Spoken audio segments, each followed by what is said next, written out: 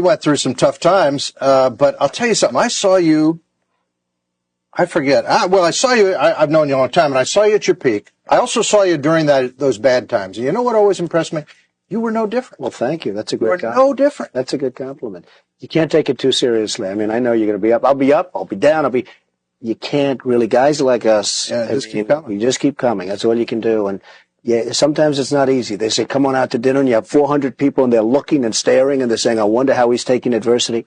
But you learn a lot about yourself, and you learn a lot about other people. You learn about loyalty. I learned a lot about loyalty. I had people that I would have bet the ranch on, and they were not as loyal as they should have been. Right. And I had people that I wouldn't have, and they turned out to be, unbelievable. Really. Isn't that interesting? Yeah. So you just can't tell. It's not color, it's not race, it's not religion, it's not anything, Roger. You just can't tell. Rich guys are often not well-liked guys. But what's interesting to me is the guy on the street, the cab drivers, the guys working on the road crews, they all go, hey, Donald, how's it going? Hey, it's almost like they feel very comfortable with you, like you're one of them. And I've never quite figured out how you bridged it. The people that don't like me are the rich people. Okay. It's a funny thing. I mean, they can't stand me. I mean, I have friends, and I have not only friends, I have enemies, jerks. They work, they hurt people, they this, they that, and then they call up, can you help me get a reservation at a restaurant, okay? I say, what's the purpose of being rich if you can't get a table at a restaurant? The people that like me are the people that you're talking about. Yeah. Rich people do not like Donald Trump. Isn't that amazing? Well, I sort of love it. We're back talking with one of the most famous men in the country, and for good reason. He's also a really nice guy, and he does an awful lot for other people that doesn't get reported in the press. The press sometimes treats you good, sometimes they love to hate you, sometimes they love you, sometimes they hate you. They're very uneven.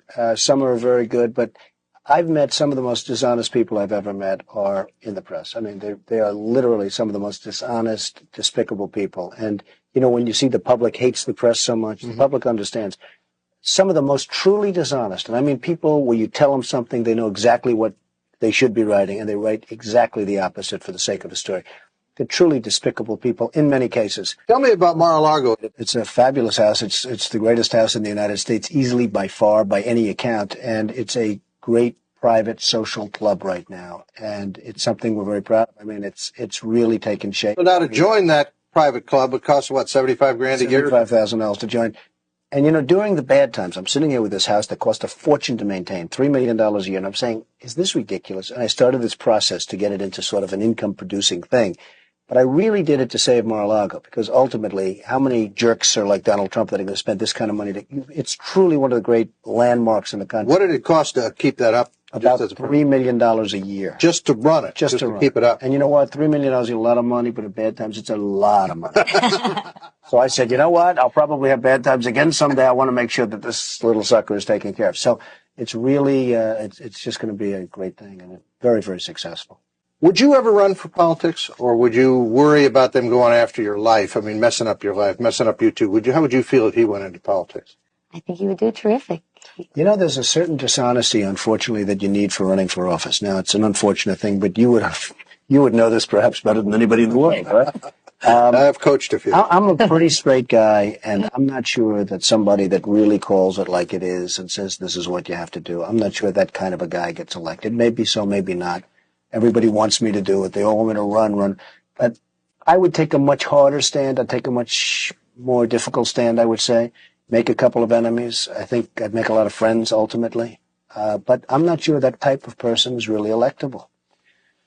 If the United States government took a firmer stand with foreign countries, would we be better off, or are we so much now a part of the community of nations that we can't really afford to offend anybody? I think we'd be better off, and I think we'd be far more respected. I just think that people would have far greater respect for this country if we took a much tougher stand.